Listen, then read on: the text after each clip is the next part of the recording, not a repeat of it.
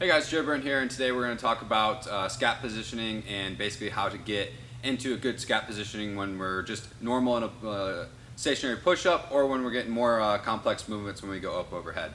So Brady's going to be our demonstrator today, and basically what good way to test first to make sure that you have good scap mobility is starting out in a T position here with your thumbs in external rotation.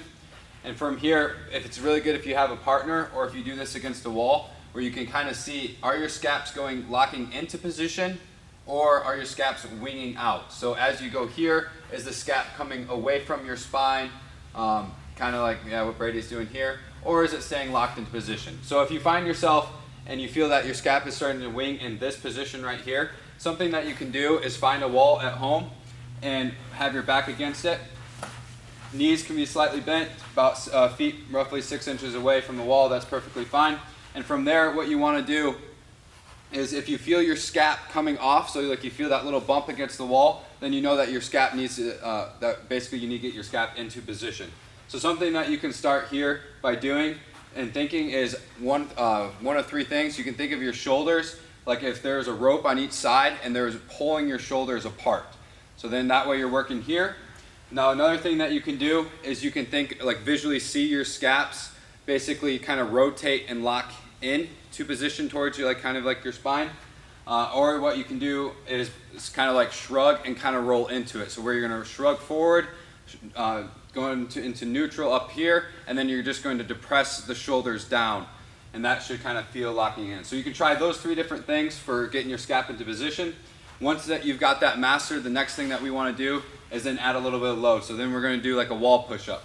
So again, find your wall, and basically from there we want to see, from this position, can you get your scaps locked into position or are they out winging? So again, those three things that you can try. Again, picture like there's a string attached on these shoulders pulling him out, or you can think about again screwing in his hands where then the scap is working up and in and down up through up into like his rib cage and serratus anterior area. Or you can think about actually moving into it. So then, yep, there you go. So like a shrug. So whatever works best for you. Once you got those scaps locked into position, you might have somebody check them as you go. Then that way you can work down into the push-up. You can work up. And each of these things too, what would be really good to do is if you find yourself winging, even with the field goal post and this, would be holding like an isometric for like 3 to 5 minutes, where you're just practicing and really squeezing up in here and making sure that your scaps are locked in position. You do that 3 to 5 minutes each day, like right before you go to bed or when you wake up in the morning, and you should find yourself with gaining a lot more strength there within the next couple of weeks. Now once you've mastered on the incline push-up, then that's when we're going to try onto the actual push-up onto the ground. Same principles that apply up here in the wall push-up are going to apply once you get down into the actual push-up. Those three things of pretending there's a rope, spreading out your shoulders, or you're on the ground and you're screwing your scaps into position there, or you actually physically feel yourself shrugging up and then locking your scaps into position.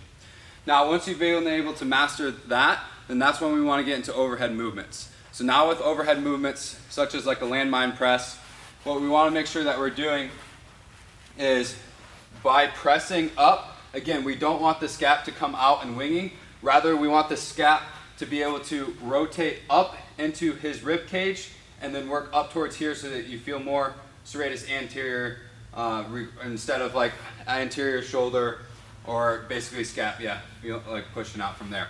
So, and if you have trouble with that, something that you can start with is finding a wall, and again, going with elbows bent here at like 90 degrees. Lock in your scaps here, like I mentioned, either pulling out here, physically feeling it, or visually seeing your scaps lock into place. So once you're here, again, a good 3 to 5 minute isometric working on contracting here, and you can do a slow movement too. So for 3 minutes, you could slowly work up to Y here, where you're slowly going all the way up. Good. And then another thing you could do too is if you don't want to do that, you can relax for a second.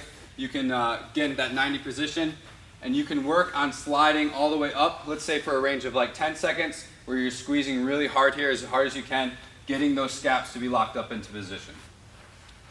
All right, that's good. So basically we've gone from like scap positioning from basically no like dead weight to adding weight and then going into overhead movements.